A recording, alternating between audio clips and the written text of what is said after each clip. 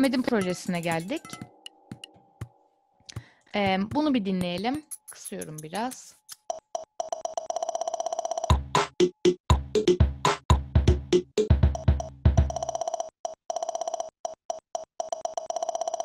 Bir defin zilleri var. Bir snare sesine yaklaşabilecek bir şey. Bir de bir düm var. Bu düm sesi ama çok duyulmuyor. Güçlü bir şey halde değil. Onu mesela biraz filtrelemek falan güzel olabilir normalde. Bir de bir warp deneyebiliriz diye düşündüm. Onun bir örneğini göstereceğim bunun üzerinden. Warp'a bastım. Bakın yine ölçüler gelmeye başladı. Bunu gevşettiğimde önce bayağı gevşetiyorum. Bu. En uç noktasına getirdim bu sefer. Bakın şimdi de bayağı kesilmiş oldu. Şimdi size bir özellik daha var demiştim. Filtreleme özelliği daha var. Onlara geleceğiz. Berat'ın enstrümanında da gösterdiğim bir şeydi. Şimdi bunu bir şekilde netleştirdik ama diyorum ki bazı yerleri daha çok tınlasın. Bunu nasıl yapabilirim? Şimdi burada bazı filtre tipleri var. Bakın burada görebiliyorsunuz, seçebiliyorum. Filtreye tıkladığımda bunu seçebiliyorum. Peki ses filtrelemek ne demek? Ses filtreleri nedir? Şimdiki bölümümüzün konusu o olacak. Şimdi geldim audio efektlere. Solda drums'a bakmıştık. Enstrümanlara henüz gelmedik. Onun bir altında audio efektler var. Bunun içerisinde çeşitli farklı efektleri seçebiliyoruz. Bunları MIDI enstrümanlarda da kullanabiliyoruz. Herhangi bir efekti. Bunu alıp böyle içine direkt atabiliyorsunuz. Bütün her şeyin içine mesela attım şu an. Şimdi bunu sildim. Bir de altında MIDI efektler var. MIDI efektler sadece MIDI kanallarında çalışıyor ama audio efektler hem MIDI enstrümanlarında hem de audio enstrümanlarında çalışabiliyor. Aşağı attığımda Ableton'ın nasıl bir çalışma mantığı var? Bir onu anlatayım. Böyle bildiğimiz seri devre sistemi gibi düşünebilirsiniz. Benim bir enstrümanım var. Enstrümanın sağına koyduğum audio efekti bütün enstrümanı etkileyebiliyor artık. Bir EQ8 filtresi ekledim buna. EQ3'de çok temel zaten şeyler var. Mesela örnek göstereyim. O da şöyle. Bu böyle çok otomatik bir filtre. Bu daha basit ama ben önce biraz filtrelerin mantığını görmenizi istiyorum. Ona göre çünkü drum rack içerisinde de bunun hangisini biz uyguluyoruzu öyle konuşacağız. Farklı farklı bakın burada filtre tipleri var. Sol altta şöyle. Buradan mesela filtreleri seçebiliyorum. Ses filtrelemek ne demek? Aslında temelde frekansa bağlı, yani insan kulağını duyduğumuz 20 Hz, insan kulağını algılamaya başladığı 20 Hz'den 20.000 Hz'e kadar bir filtreleme yapıyor. Burada hangi frekansın, yani şurada görüyorsunuz farklı frekanslar var. Hangi frekansın büyütüleceğini, hangi frekansın kısılacağını ya da küçülteceğini bize filtrelemeyi sağlıyor. Burada bazı frekans değerlerini büyüteceğiz, bazı frekans değerlerini küçülteceğiz. Bazı frekans değerlerini nasıl büyüteceğiz? Yani ne kadar geniş büyüyecekler, bazıları ne kadar dar büyüyecekler. Bizim aslında temelde bu EQ8 programında, yani bu efektte yapacağımız şey olacak. Şimdi bunların türlerine geçelim. Low pass, high pass. İki tane şimdi bunları bir gördük. Bunlar nedir? Temelde bu enstrümanlarda, yani ses filtreleme yaptığımızda bazı frekansları izin veriyor, bazılarını da kesiyor demiştim. Şimdi low pass dediği şey aslında bakın aynı zamanda ne yapıyor? Daha yüksek frekansları kat ediyor. Yani mesela şimdi yine Ableton üzerinden örnek vereceğim. Bütün şeyleri kapatıyorum. Sadece low pass filtresini açıp seçiyorum.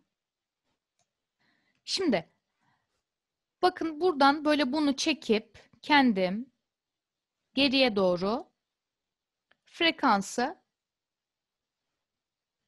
belirleyebiliyorum. Şimdi low pass filtresi neden aynı zamanda high cut dersek, bildiğiniz mesela bir enstrümanda burada mesela sesler var.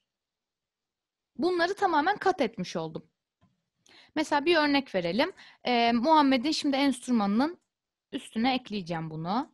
Sol üstte sarıda bakın açıp kapanma butonu var zaten. Efekti kapattım şu an. Nasıl duyuluyordu genel olarak? Bakın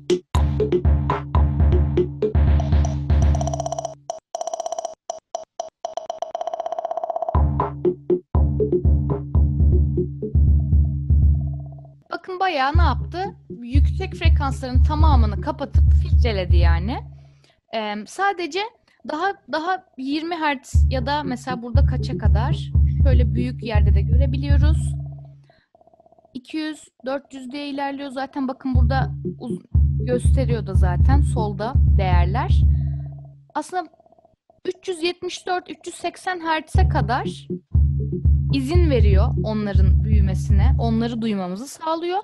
Onun yukarısındaki frekansların tamamını kesmiş oldum. Low pass, high pass. Şimdi bir durdurdum. Şimdi low pass filtresi bunu yapıyor dedim. Bunun tam tersi high pass filter ya da diğer adıyla o zaman low cut olacak değil mi? Çünkü bütün aslında düşük frekansları kesmemi sağladı. Nasıl sağlıyor? Yine şey üzerinden dinleyelim. Bunu değiştirip tam tersi filtreye dönüştüreceğim. Bunu şimdi bir kapatıyorum. Kapattım. Dinliyorum.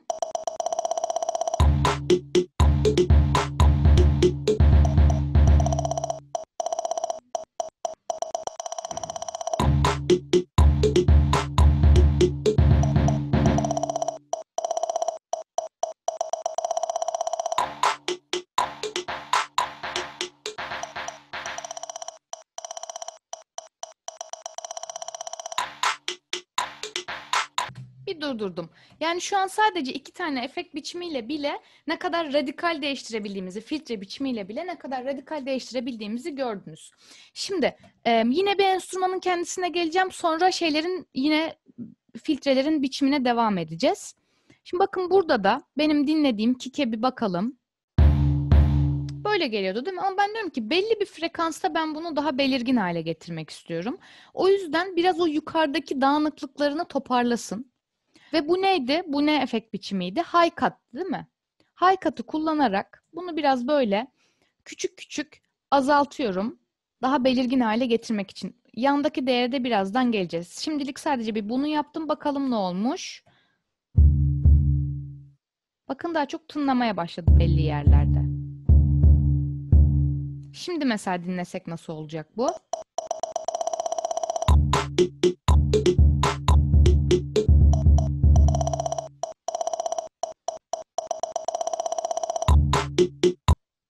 Biz Ableton'da da gördüğümüzde bir frekans belirliyorum. Hangi frekansı girişte filtrenin tanımında konuştuğum gibi hangi frekansı büyütmek ya da küçültmek istiyorsam önce bir onu belirliyorum.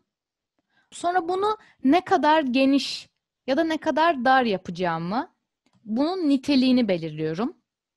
Bu da onun Q'suna, rezonansına işaret ediyor. Q nereden geliyor? Quality yani niteliğini belirliyorum. Neyi ne kadar kısacağımı, ne kadar ya da büyüteceğime dair bir nitelik belirlemesi yapıyorum. Niteliğini belirliyor ne demek? Aslında bunu ne kadar geniş ya da dar yapacağını gösteriyor. Şimdi bir şey görmüyorum. Mesela frekansta değiştiriyordu. Onda neden görmüyorum? Çünkü onun seviyesini belirlemem lazım. O da gain. Yani hangi frekansı ne kadar açıyorum? Bu hem yükseklikle alakalı hem de genişlikle alakalı bir şey. Diyorum ki ben şu an atıyorum. Bu frekansı biraz büyütmek istiyorum. Ama bunu çok geniş yapmak istiyorum. Genel olarak mesela bakın çok geniş bir büyütme yaptım. Ama bunu ben çok dar yapmak istiyorum. Özellikle burayı çok istiyorum dedim. Dinlediğim şeyde mesela sadece bir yerin daha belirgin olmasını istiyorum. Bakın ne kadar darlaştı. Yani niteliği bu filtreyi ne kadar yapacağımızın niteliği ne kadar dar olacak ya da ne kadar geniş olacak. Ya da mesela bir şey aldığımızda. Şimdi bunlar bizim low pass ve high pass çok temel 2 tane filtremiz. Devam ediyorum. Band pass ve band stop. Buna notch da aynı zamanda diye de geçiyor. Band stop.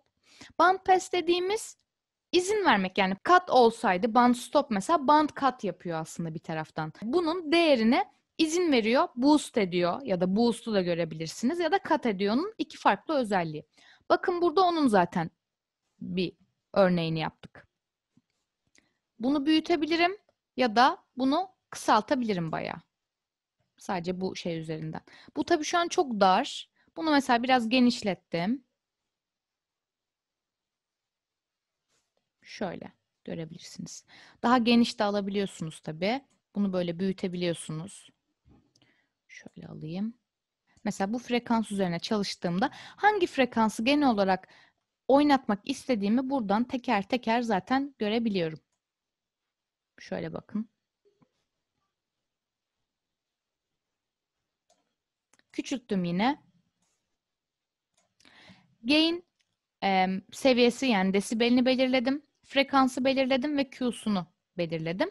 Buradan da frekans tiplerini hangi şekilde filtreleyeceğini belirliyorum. Filtre tiplerini yani buradan belirliyorum. Şu an bir tane var. Diğerlerini de böyle tıklayarak yanlarına ekleyebilirim. Şimdi filtre tiplerine devam edeceğim. Böyle geliyor. Low shelf filtresi. Şimdi bu ne yapıyor?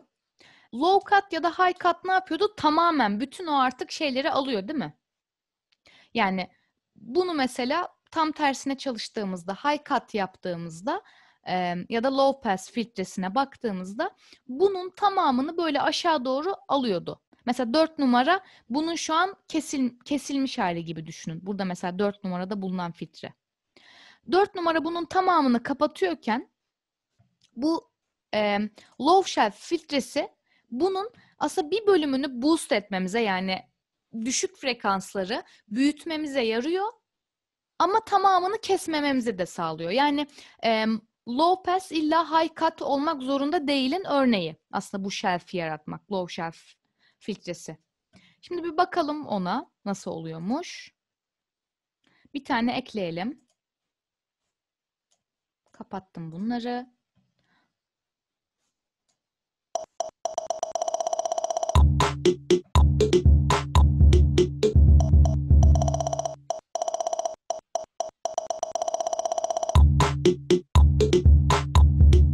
Bakın bu sefer Q neyi etkiliyor? Buradaki eğimin oranını etkiliyor. Bu sayede bir yerlerin daha rezone etmesini de sağlıyorum. Mesela burada 100. frekans mesela bayağı şöyle bakarsak mesela 100 Hertz'te 100. frekans dedim. 100 Hertz gibi bir yerde bayağı bir boost yapacak. Sonra devamını eğimini değiştirdiğimiz için biraz daha filtreleyecek ama tamamen öldürmüyor frekansı. Böyleyken nasıl oldu?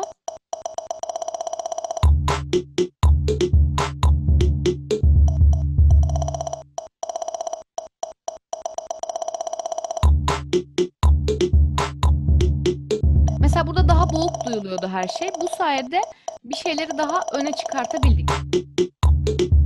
Ama her şeyi öldürmedik de bir taraftan. O anlamda bu önemli. Bunun tabii ki de karşılığındaki filtre biçimi de high shelf olacak. Bu da şeyin aynısı. Yani bütün düşük frekansları öldürmüyorum. Bunun sayesinde yüksekleri biraz daha açıp aşağıdakileri de öldürmeden bunu yapabiliyorum. Ama burada genel olarak bizim şu an çalıştığımız proje dosyasındaki de bunu uygularsak bu zaten genelde tizlere açık bir proje. O yüzden biraz fazla da kalabilir ama deneyelim yine de. Bakın buradan yine oranını belirleyeceğim. Q'su bunun şu an 0,71 olduğu için bayağı daha dike yakın bir şeye eremedik. Şöyle mesela bayağı düşürdüm. Daha smooth bir şey olmasını istiyorum mesela. Dinleyelim şimdi.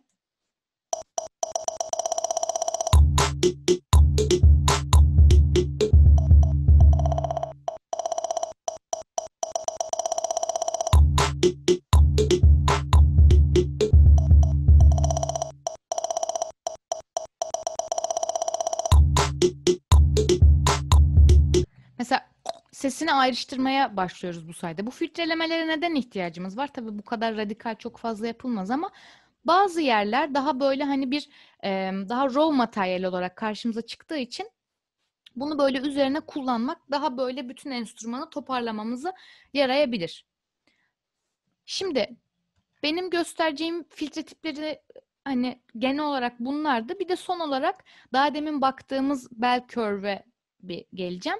Bu iki yönlü de çalışabiliyor. Bakın zaten burada yukarısı ve aşağısı şeklinde de var. Tıpkı bir band pese aslında benziyor bu.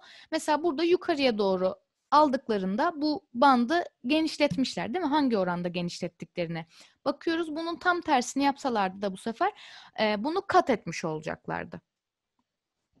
Şimdi bunu kapatıyorum. Filtre tiplerine de geçtik. Berfin'in galiba sözü Bir şey var. sorabilir miyim? Tabii. Hı. Evet. Şey merak ettim de şu filtrenin altında 12 ve 24 Hı. Bu neye yarıyor? var ya. Yani şu an 24 basılı Evet, sanırım. 24 basılı. Frekans başına kaç desibellik bir değişim yaratabileceğimize dair. Yani aslında frekanslarla onun eğim oranıyla alakalı. Yani 24 desibellik yaptığımız zaman daha detay çalışabiliyoruz gibi düşün. Şimdi ben aslında temelde bir düğme, bir frekansta bir şey ekledim. Şimdi bunu daha geniş görebiliyor muyum? Görebilirim. Yukarı bakın, kapatma açma düğmesi var burada. Onun yanında yine bir büyütme şeyi var. Oradayken bizim daha demin çalıştığımız şeye geldik bakın. Sanki bir bendirmiş gibi tınladığı bir yer yarattım. Daha da yaparsam daha da tınlıyor bakın. Şu an abartıyorum. Bu rezone ettiği, yani bakın bunu değiştiriyor temelde. Bunu yapmak zorunda da değilim. Rezone ettiği yer çok düşük olsun dediğimde daha böyle kick'e yakın geliyor. Biraz daha bıraktım. Bunu daha mesela kapalı hale getirdim. Bakın mesela bu sayede duyabildik. Şimdi bu bölümü kapatıyorum. Bir sorunuz var mı başka? Beril, ben kısa şeyi soracaktım. Tabii. İki tane filtre yaptık ya az önce. Hı hı. İlk yaptığımız aslında bütün seslere bir filtreleme. En son yaptığımız sadece düm sesine. Özel bir Evet. filtreleme miydi? Evet, Ha, evet. okey, tamam. Şimdi onun farkına bir daha Ömer'in projesi üzerinden geçeceğiz. Şey soracaktım ben. Tabii. Bu efektler yalnızca oradaki dram renklerini mi etkiliyor? Yani şarkının belli bir bölümünde bunları uygulayabiliyor muyuz yoksa Tabii ki de direkt tüm uygulayabilirsiniz. Şimdi karakteristiğe mi? ona da bakacağız. Şimdi Ömer'in projesiyle devam edeceğiz. Şimdi Ömer'in elinde enstrümanlar olduğu için o böyle rahat bir şekilde elindeki enstrümanlarla bir kit yaratmış ama güzel olmuş. Onu bir size açacağım.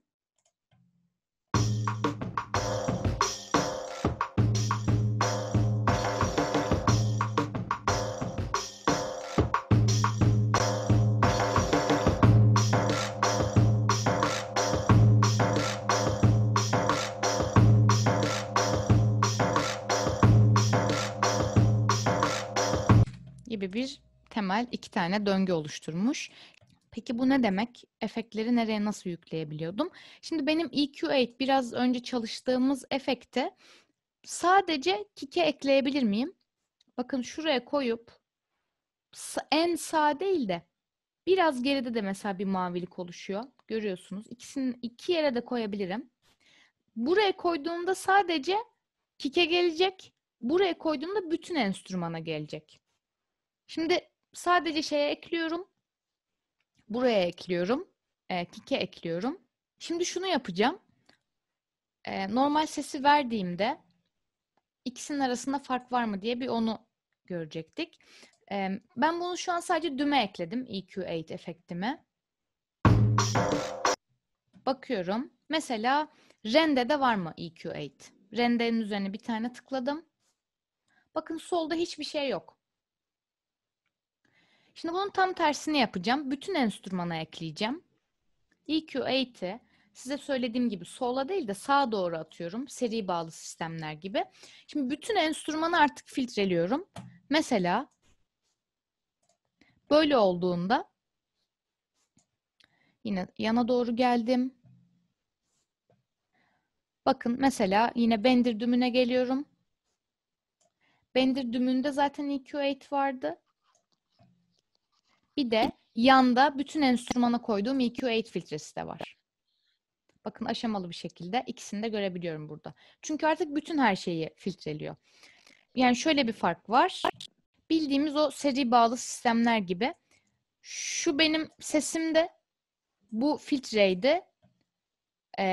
Birden fazla ses yaptım. Burada böyle farklı farklı sesler duruyor. Büyük bir bariyer oluşturdum. Artık yeni geldiği şey artık bu ses oluyor. Ama şunu da yapabilirim. bunun yanına bir tane ekledim ama bu bütün hepsini bağlamıyor gibi düşünebilirsiniz. Farklı yerlere yani efektleri yerleştirebiliyorum. Şimdi bunlar audio kanalları için geçerliydi. MIDI kanallarında başka yerlere de koyabileceğim. Öne de koyabileceğim. Onlara bakacağız. Sadece şimdilik bir şey olarak atıyorum bunu. Kancı olarak atıyorum. Her enstrümanın ayrı bir karakteri vardır. O yüzden yapmamız gereken EQ yani yapmamız gereken efektleme biçimi her birinde farklı olacaktır. Yani mesela normalde de şey kayıtları o şekilde yapılır. Davul kaydettim. Şimdi davulun tamamını efektlemeden önce mesela kick gibi çok kritik bir enstrümanı kesinlikle ayrı bir şekilde bir EQ'lamak iyi olabilir.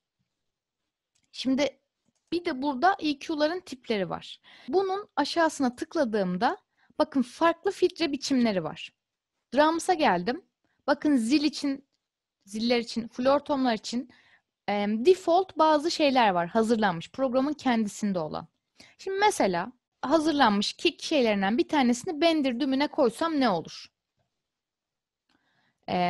Buradaki hazırlanmış EQ 1'i atıyorum sola. Sağa atarsam bütün her şeyi filtreler. Sola atıyorum sadece düğme yapması için. Şimdi bakın kendiliğinden yaptığı bir şey var. Biz sadece solaya düğme alıp bir dinleyelim. Nasıl duyuluyormuş?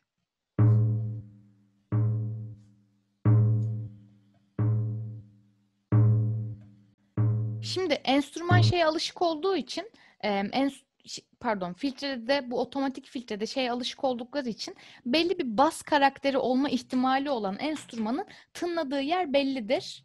Mesela o da normalde daha 50 frekans ve altını biraz daha büyütsek, daha bir boost etsek demişler. Ama mesela bizim Bender'imizde öyle değil. Mesela bakın burada Bender'in çılgınlarcasına parladığı bir yer var ve biz orayı tamamen öldürüyoruz şu an. Şuradan bahsediyorum. Ya bunu otomatik aldığımızda mesela bunu ki mesela Bender dümü bir kick özelliğini taşır mı? İkinci zaten tartışmamız gereken şey.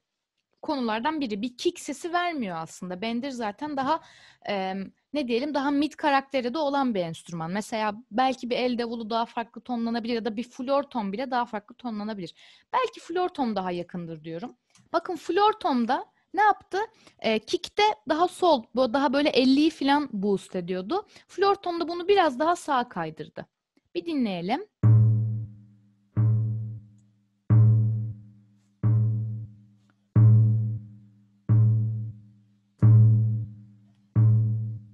Mesela yani bir flortoma biraz daha benzeyebilir belki ama flortomun o ataklı ve güçlü sesi bir taraftan da direkt Bender'de olmadığı için mesela tamamını yine de karşılamayabilir.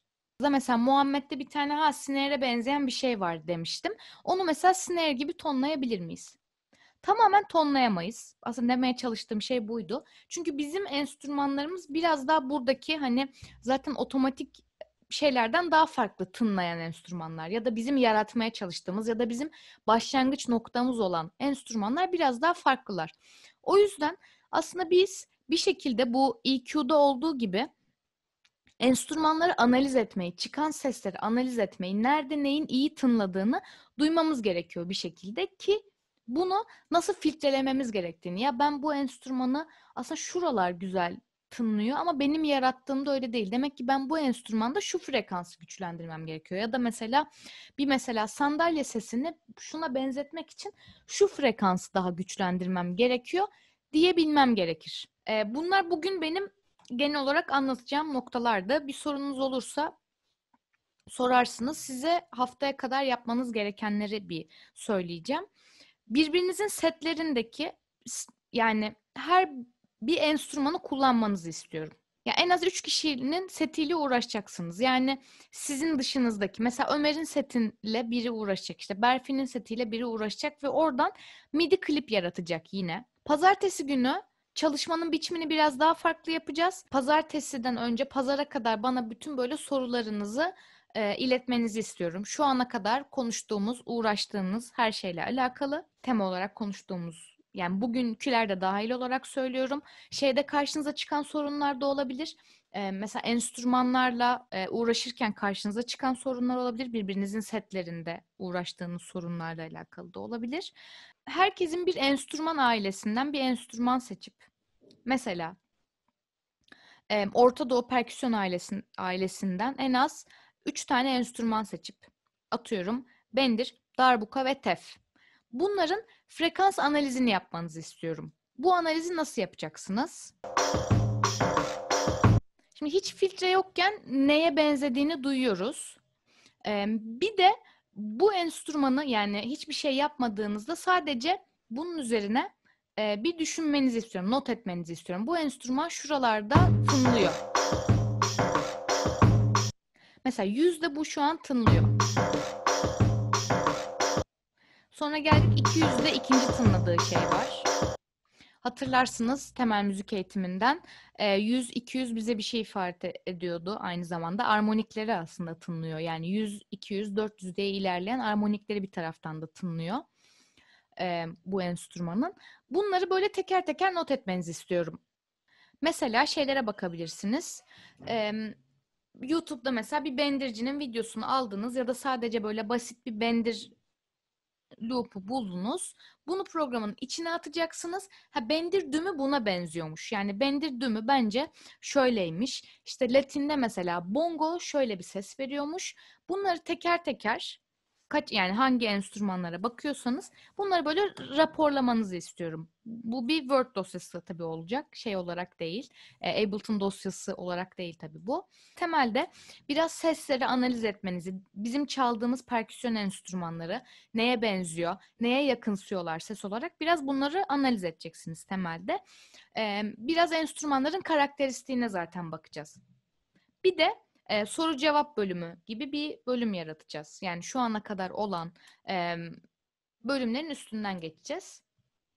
Birbirinizin dosyalarıyla uğraşacağınız için mesela Berfin sen tekrar çıktı alırsan iyi olur. Bu sadece drum projesi üzerine diyorum. Onu tekrar çıktı alıp yüklersen iyi olur. Ama zaten 15 Nisan için yaptığınız çalışmadaki sesleri genel olarak kullanabilirsiniz birbirinizin projelerindeki.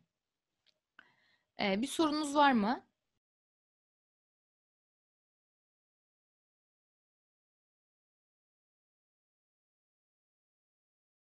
Temel müzik eğitiminde de biz normalde sesin kendisini tanımlayarak başlıyoruz ya. Ses neyden oluşur? Bir dalgadır.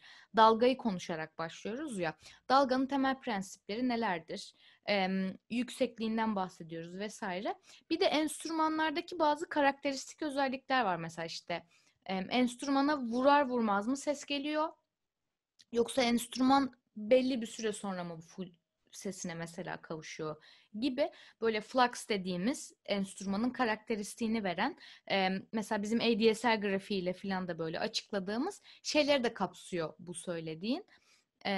Bunlara geleceğiz. Başka soru var mı? Galiba yok. Şu an benim olduğum hali YouTube'da göreceksiniz. Siz hepiniz böyle teker teker böyle kutularda dondunuz yani. Neyse bu internet bizi bitirdi. Kayıtlara geçsin. Bu internetin böyle olmasını protesto ediyoruz. Herkese ücretsiz internet. Bunu bir söyleyeyim. Videoyu böyle kapatmak istiyorum. Beril, ben son bir şey soracaktım Tabii ama. sor. Ben kendi kendime sarıyorum. Lütfen sor. Sizi göremediğim Şey için şu soracaktım. an. Atıyorum ben birinden şey alırken, sample alırken audiosundan yine keserek mi alayım yoksa şey yapabiliyor muyum? Atıyorum onun kestiği ve atıyorum belli frekans değerlerine göre düzenlediği şeklini alıp tekrar aktarabiliyor muyum? Evet öyle yapabilirsin. İkisini de yapabilirsin. Sola geldim. Desktop'taydı. Mesela 01 Ableton dosyasında çalışıyorum şu an. Mesela Ömer'in kitini içine attım. Bunlar nerede olduğunu soruyor. Bunların yerini sonra belirleyeceğim. Zaten buldu otomatik. Mesela şu an bunu otomatik çalışabilirim. Mesela Altay seninkine eklemeye çalışayım buradan. Burada da şöyle yaptığımda evet Altay'ın şimdi Ömer yandaydı. Bir de Altay'ın bununu buraya ekliyorum. Şimdi bakın Altay ev seti bayağı burada var.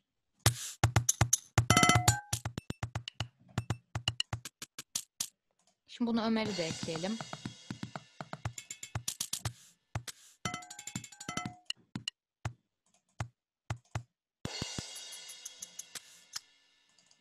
Öylesine koyduğum bir şey yine bu. Bunu loopluyorum. Beraber dinleyeceğiz şimdi.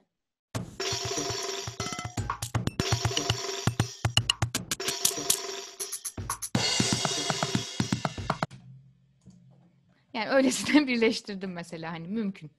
Hani birbirinizin böyle projelerini aynı anda bir dosyada mesela Berat'ınkini de ekledim. Hatta şimdi çalışma bittikten sonra hepinizin yaptıklarıyla bir jenerik oluşturmayı planlıyorum. Sonra size onu atacağım. Şimdi bunun YouTube şeyini hazırladığımda eğleneceksiniz yani. Eğer bunu şu an benim gördüğüm gibi kaydedecekse siz orada duruyorsunuz. Ben böyle konuşuyorum. Daha insanda bir garip bir etki yaratıyor. Bakalım nasıl olacak yani göreceğiz. Öyle. O zaman kendinize iyi bakın. Görüşürüz.